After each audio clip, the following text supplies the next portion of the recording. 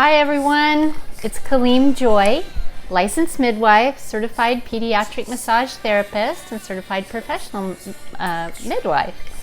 So I'm looking forward to sharing this topic with you tonight, just coming up with thoughts and ideas of why birth is what it is at this point in time, and how did things change, right? So as people start coming on, I want you to think about a couple of questions that we'll come back to. And those questions are, why are there so many babies in the NICU?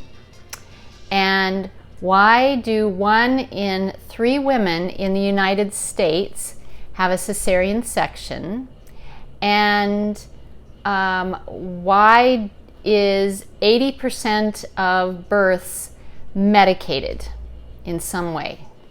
Probably there's a higher percentage than that, but we know that about 80% of women opt for pain management in labor, okay? And that medication goes up as we have Pitocin and etc.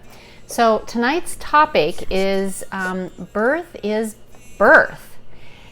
So how did we end up with it changing all the time, right? So when you think about wherever we began and whatever your belief system is, birth happened. And why did it happen? It happened because we as a species have a biological function to reproduce. And part of that is that birth is a biological process of getting our babies from inside our bodies to outside, right? It's a biological function of the human body. So it's normal, it's natural. It is like breathing, it is like digestion, it is like peeing and pooping, it is like hearing and seeing, obviously, unless somebody is deaf or blind. So it's a normal part of our life. Being normal part of our life, how come birth has become, or it has changed, where there is fear, there is worry and dread, there's 1 in 3 that are surgically delivered, there is 80% that are medicated in some way, and we have a tremendous amount of babies that are in the NICU. So how does it change? One, at some point in time as things occurred, and I did a live back in probably November, December, and I talked about kind of how things have transpired from World War, coming into hospitals, having corsets, the Great Depression, and having iron deficiencies and food deficiencies, and etc. So when we take that historical side of it, we understand how things within our society and our bodily makeup has caused a change in how we experience pregnancy, labor, and birth. So when I was born, when I was born, birth was primarily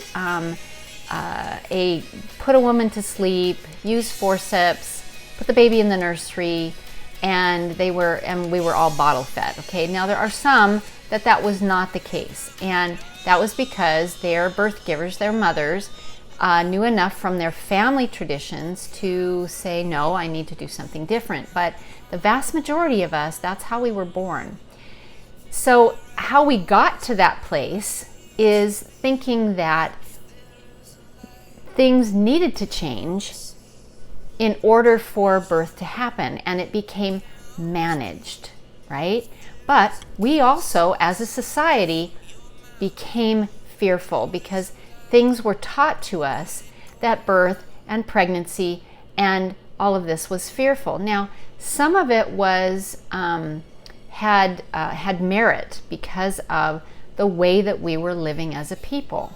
So how do we help birth to return back to normal in our culture? Well, one of the things is we have to take tradition. And tradition can be great or it can be a problem. It depends on what the tradition is. And when tradition continues to progress a behavior that does not improve the well-being and outcome of people, then something needs to change about the tradition, right?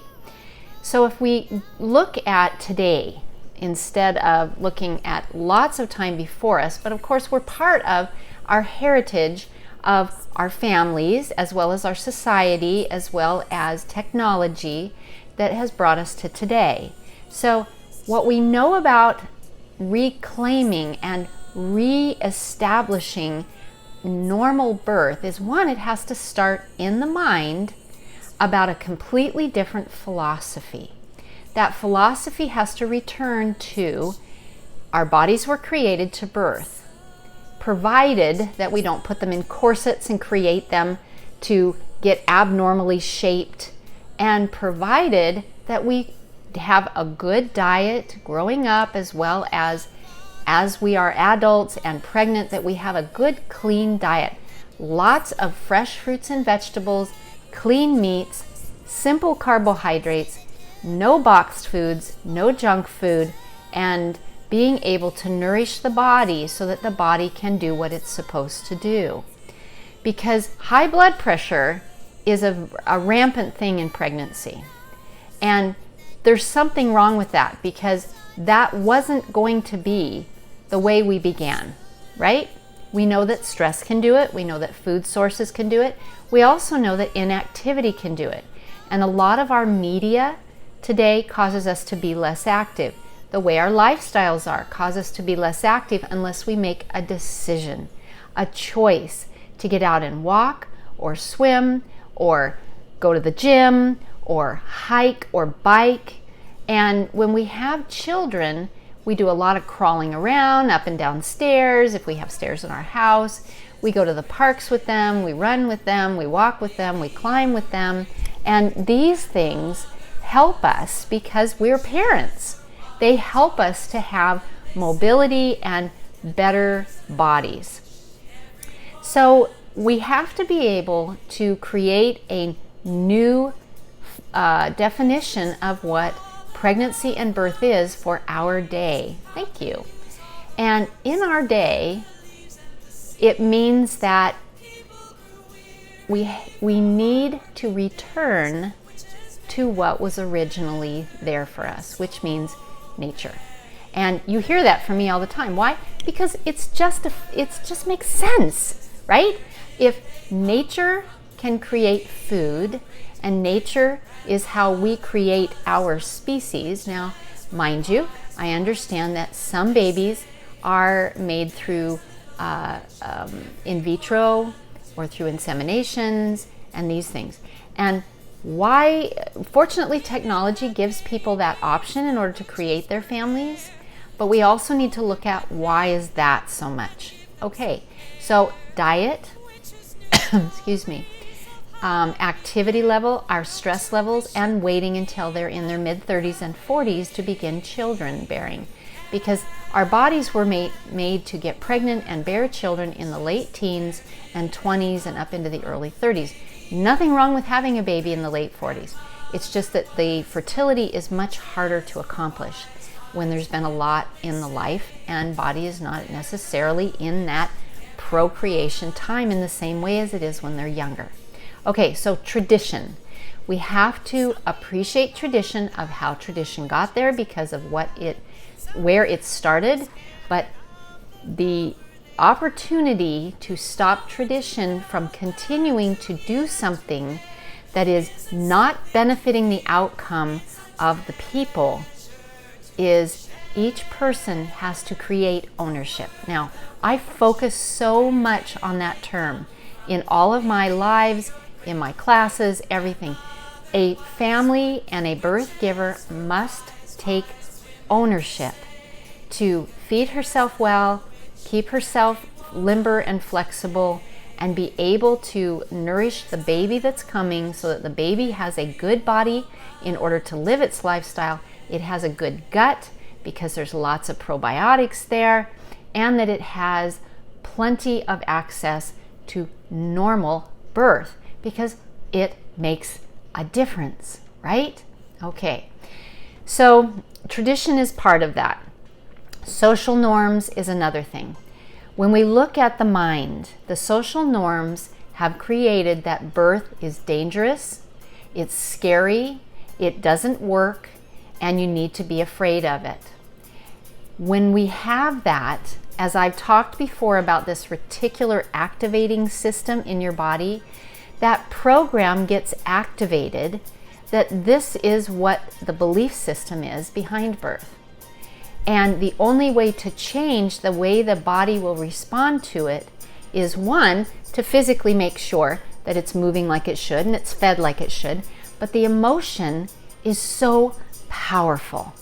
When you look at how birth works, and you have oxytocin, which helps the labor to work well and everything to function in birth, you also have a chemical in the body called adrenaline, right? And adrenaline is there to help protect you when there is danger. Run or fight.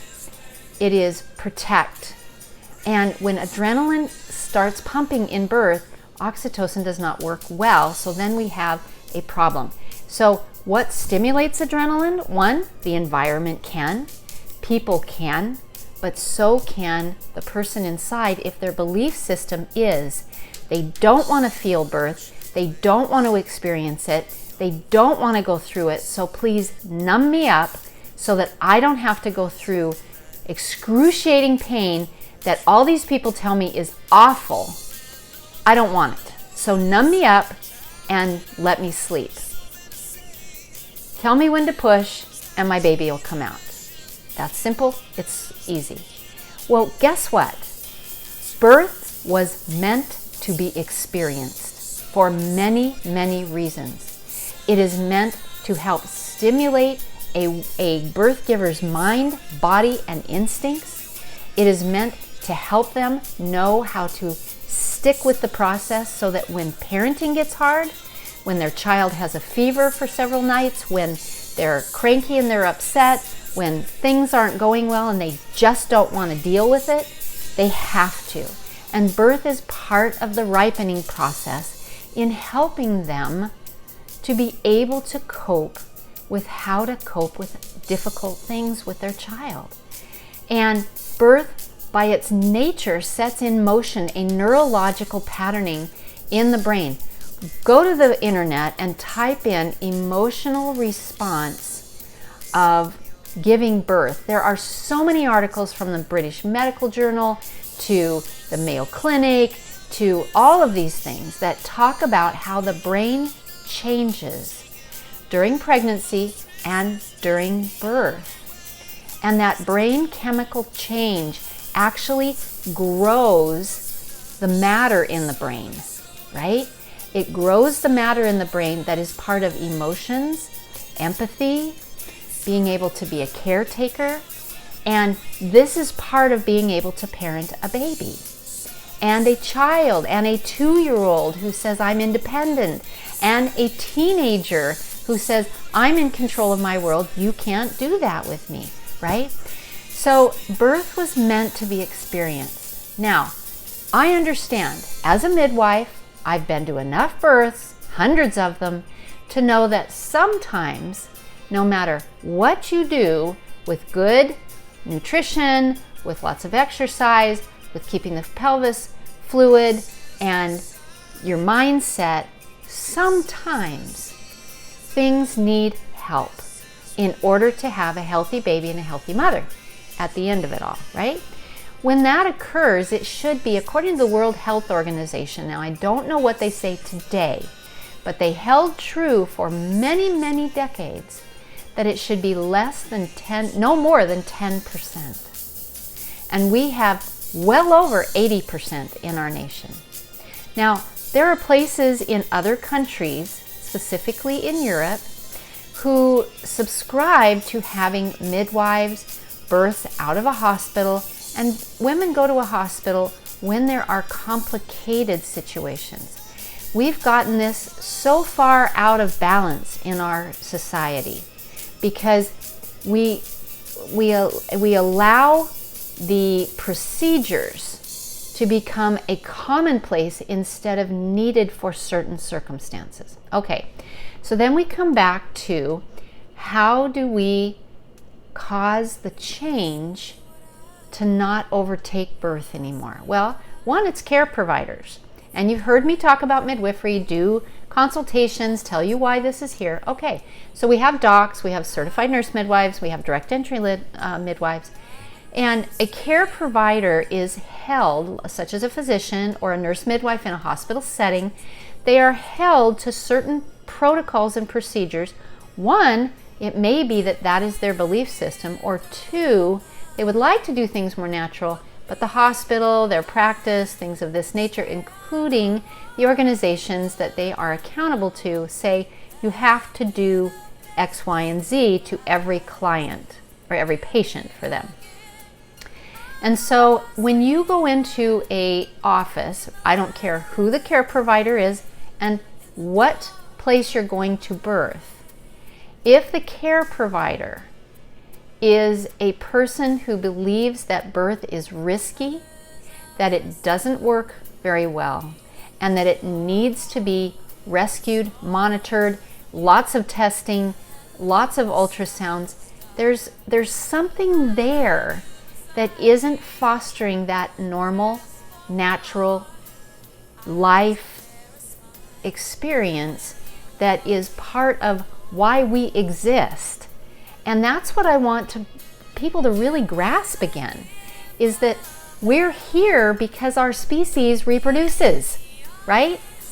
And that reproduction has a way to get the baby from inside to out, provided that you follow some of the things that are important because of the way our society, our bodies, our culture has changed. And that's to address it physically, and you've heard me talk about how to make the pelvis flexible, flowing, so that the passenger or the baby gets into a good position, so that the power works well, right? Go see one of my other lives that talks all about the P's of pregnancy. But the other part is the mind. So the physical side has to be willing to do what it knows how to do.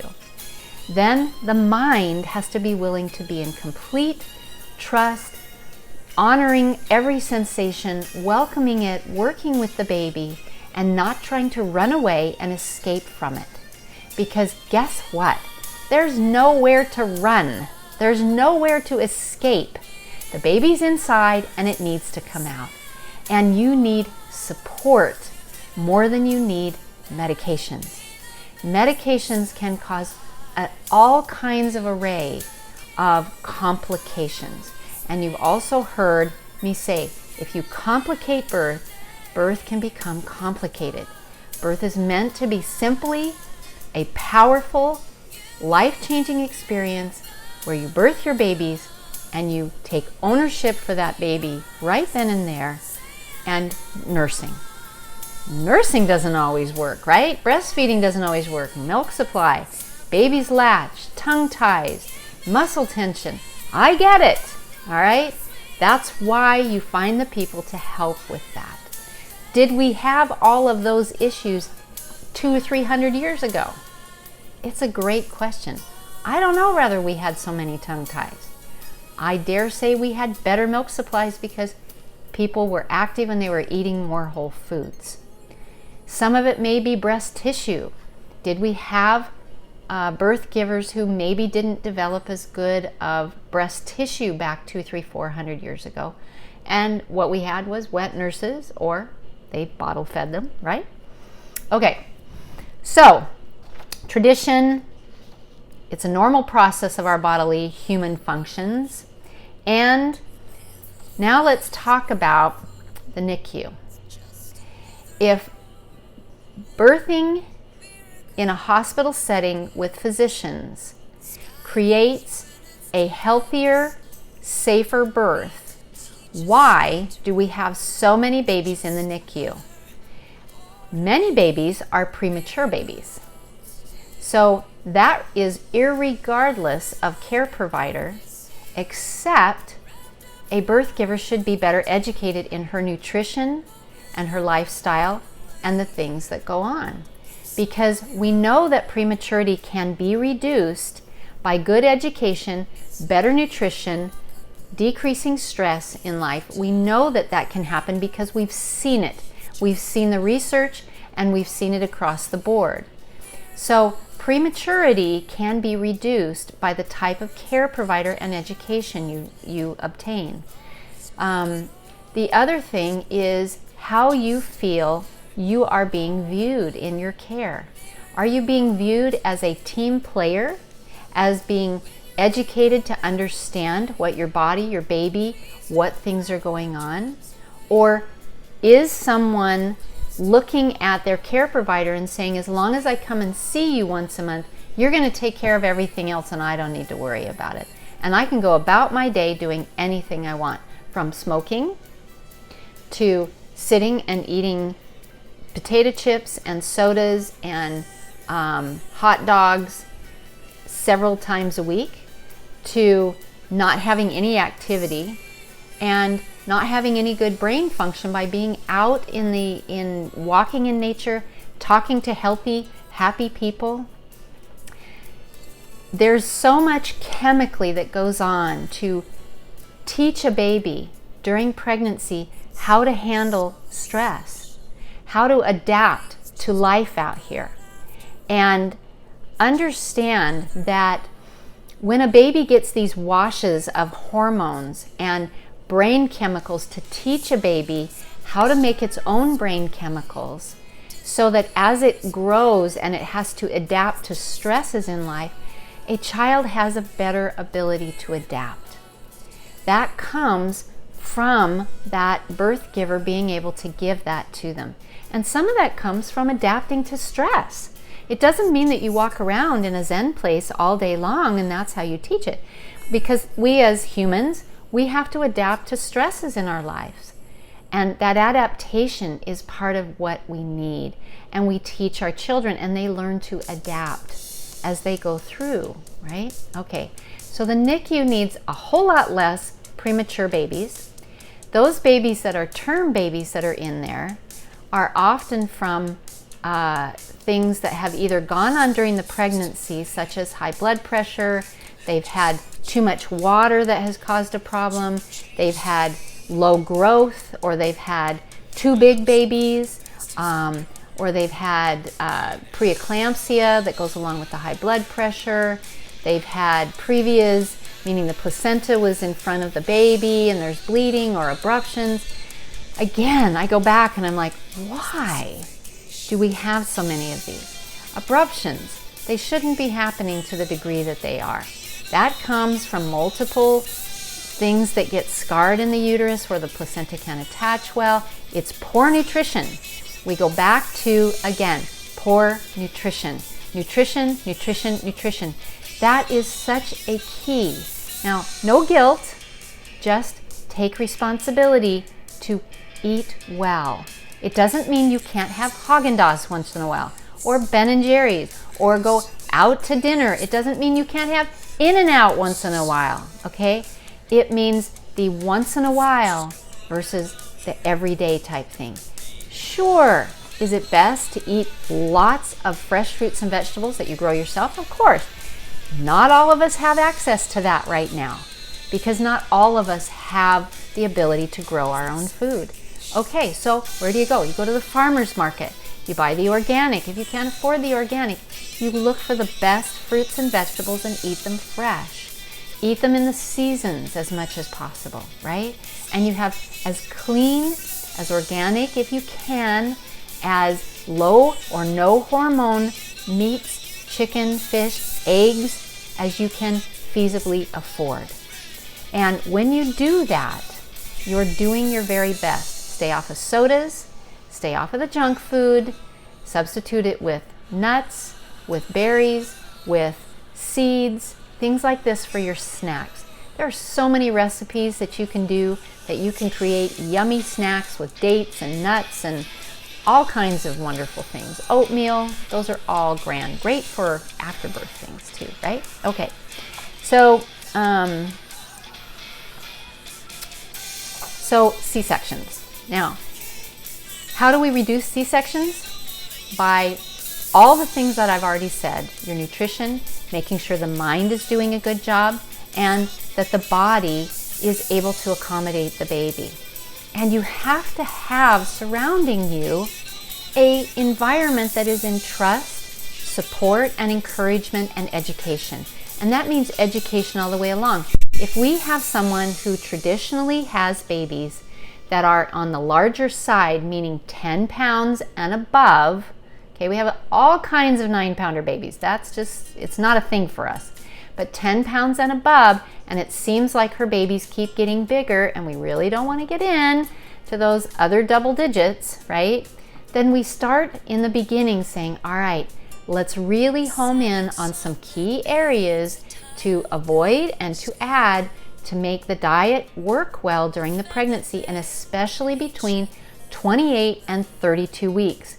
We have seen, because of the way the placenta grows, there's a hormone in the placenta called human placenta lactogen that has a spike time in that period of time during the pregnancy, and it causes a seed setting of allowing the baby to get bigger.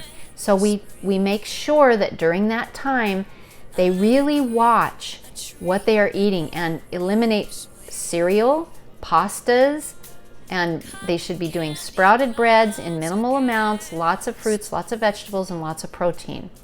And when they do that, all going up into it, and we use certain supplements, a pancreas support, we use chromium sometimes, and being able to help those babies stay within size instead of you have a gestational baby, your baby's getting too big. There was no education and no help to the mother to be able, to be able to take ownership, to do something about not creating a baby that the care providers are now worried about. Prevention is such a key here, okay? We do live in our own society, and it depends on where you live. I don't know where you live. I have people on this that live in Australia and London and etc. And where you live will depend on some of how that occurs, but you must take the ownership. It is no one else's job to be pregnant and grow this baby but you. It's no one else's job to contract and labor and push a baby out, welcome the baby into your arms, and put your baby to breast but you. It's no one else's job to make milk but you. If you don't make enough milk, you get donor milk, or you get a good homemade formula if possible, or an organic formula that's commercially made. You feed the baby, okay? We've talked about that in our breastfeeding one. So you have to take ownership, empowerment. If you go to the park, if you see family and friends, if you go talk to anybody and you're like, wow, they really need to take ownership, then say something to them. I know you're afraid. I hear this all the time. I don't want to alienate them. I don't want to say something. And especially if you've had midwives and home births, you're afraid to say things to people. So here's an idea. You say to them, it sounds like you're struggling with some health things during your pregnancy. What has your care provider given you as education to help you know how you can help yourself and the baby at home? What have they told you? And if they say, well, they really haven't told me anything, say, I want you to know that it's really your job. It's not theirs to know how to care for yourself during the pregnancy. And maybe there are ways, and you can look online. My classes will be up by fall. We're getting very close within the next month and a half to having them up online, and you will hear about it. That will go all the way through pregnancy of everything that I teach and talk about in our practice to help create that regardless. And I want you to really understand this. It doesn't matter who the care provider is or where you birth. If you know how to take ownership, you're going to have a much better chance anywhere of having the birth you truly want, which is normal, natural, your baby does well, and you produce as good a milk as humanly possible, right? And that your baby does well and that you thrive. Okay, so the last is medications. Why did birth change? This is one of them. Medications became an opportunity to not have to feel it anymore. Well, when I was being born, no one was allowed in with my mother, and she was strapped to a bed. Now, no mammal is strapped to a bed, doesn't have people to support them, and cannot get up and move, because your body demands you to move at times in labor because you feel that baby coming through. We were just talking to one of our moms who will be due soon. She was talking about a prior baby, and she said she all of a sudden felt the baby kind of wiggle its way down, and she went, wait a minute. Normally I feel that when we're getting close to birth. I better make sure somebody's here. You feel it. And on an epidural, you don't feel it. If you're on any other type of numbing, you don't feel it. So how are you supposed to get up and get in those positions to be able to do that? Not to mention your baby's drugged too, so they don't have that full consciousness to know how to get through. So medication, we need to encourage birth givers to take ownership for birth, find their team to be around them, again, no matter where they're birthing, to help them prepare their mind, their heart, their bodies, so that they can succeed at birth. Sometimes birth is challenging. That's okay. When you have the team around you, you will do it. I cannot tell you how many times I have looked in a woman's eyes and she looks back at me like, I don't think I can do this. And I'm like, you are gonna finish. And really what it takes is somebody to look at you and tell you that you will, because they believe in you and they keep you going. If you were climbing, okay, we went on our vacations, and one of the vacations that we took, we ended it coming home by going to the Grand Canyon in Arizona. The Grand Canyon is brilliant, it's huge, it's big, and you can go on hikes. We went on one hike where it was really told to us, number one, we had to take lots of water because it's hot, but two, that it is very deceiving how downhill it completely is when you go down, that it takes you twice the amount of time to come back up. So when you get ready to do that and you go down, which is that easier part, coming back up is a mind over matter. I said to myself at times, Kaleem, you can do this. Just keep going. You're doing it. That's it. Just keep going. That's the way. Okay? You have people around you, you put it in your head, and you keep going. You just keep going until the baby's born. When baby's in a good position, pelvis is working well, power is working well, you will feel progress. But every birth giver, every woman gets to a certain place where she's like, I don't know if I can do more. And I always say, you're gonna finish. And what I know is she is literally around the next bend, the next switchback to pushing and getting her baby out. And when that baby comes out, it is huge at the accomplishment and a rush. And that baby is where? In your arms, snuggled up with you, and says, thank you. You were present with me while I was being born. You were present with me while I was going from being in the only world that I knew, which was your womb, into this expansive world where now I have to breathe on my own. The baby has to take ownership now. The mother, the birth giver, is teaching the baby about taking ownership. The baby says, now I have to breathe on my own. I have to clear fluid from my lungs on my own. I have to feel gravity now on my own. I have to ask, and I have to eat, and I have to digest food, and I have to poop on my own, because the baby has never done that before. So the baby takes ownership out here and is going to grow in life to be able to be more adaptive to the stresses of the world, when we're not giving medication that says, you don't need to experience this, you don't need to feel this, it isn't important enough. It is important to our species, to our human existence. We don't have it where you can just order on Amazon, I think I'll have a new child. And it grows someplace, it just gets sent in the mail, or the stork drops it, and all of a sudden you're a parent. Now, yes, that can happen by surrogacy and by adoption. Those are great ways to become parents when it's needed. No problem there. I became a parent through adoption, okay? My son, his birth mother, is an amazing woman. I love her to pieces, and that's how I became a parent, was going through that. So I totally get it. And surrogacy is another realm. But to not experience is robbing yourself and your child from being able to experience that which is important. Now, I will tell you that there are some extenuating circumstances where other things may be needed. And I always want to preface that, okay? There are times when technology is best. But it's not 80%, and really 98%.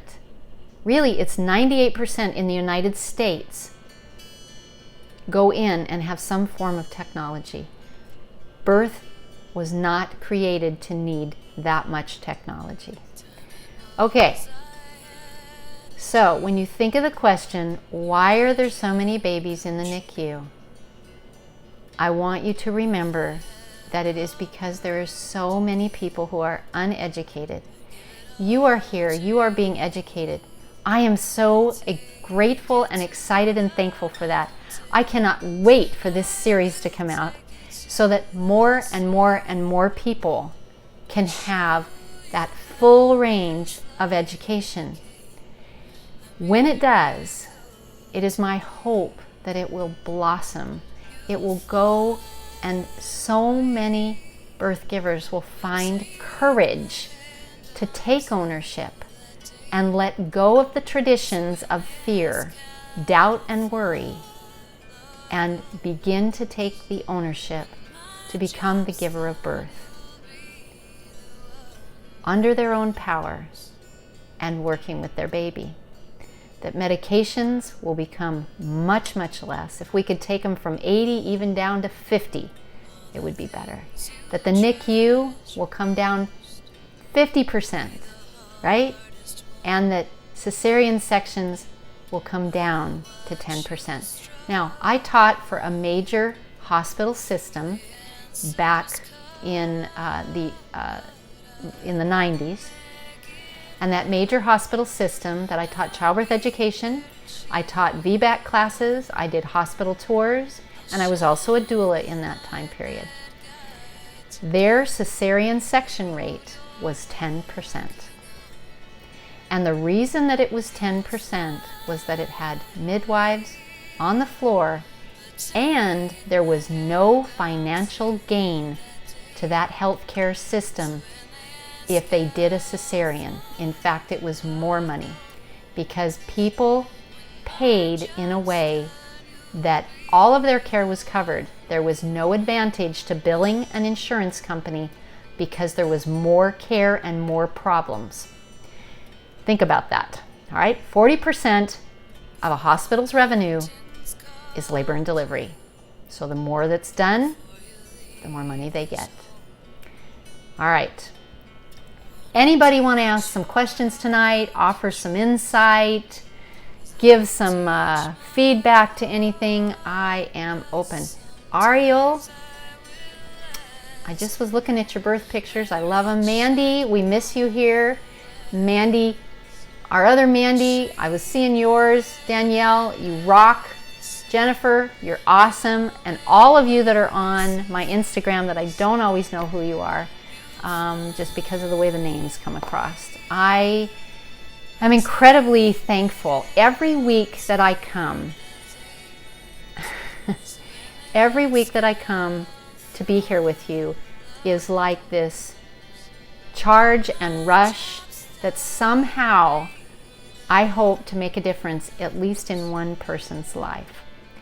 That somehow that will be a filtering out to more and more and more and more people and more generations.